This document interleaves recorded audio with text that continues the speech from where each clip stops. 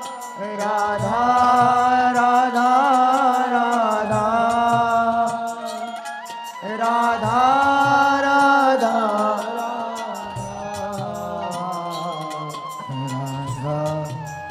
Radha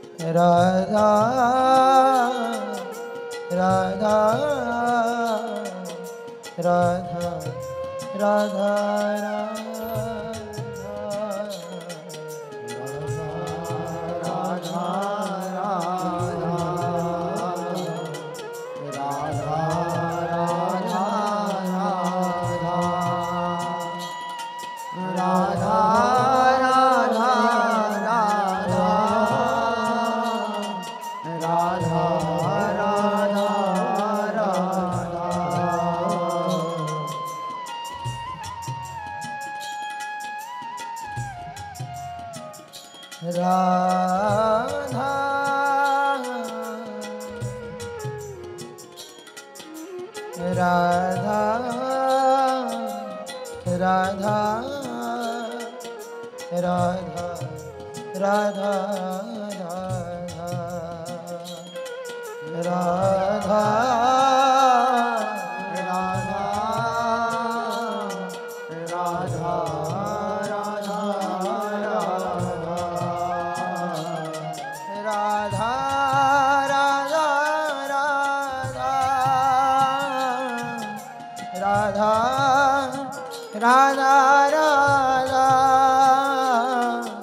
Radha Radha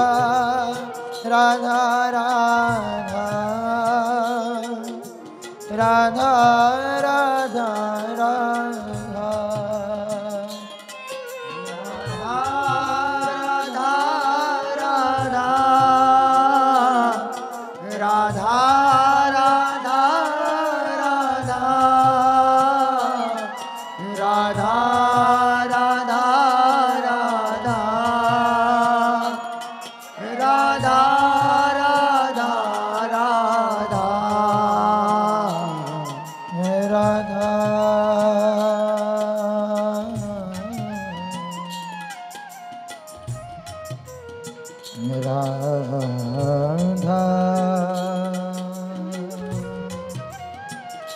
Radha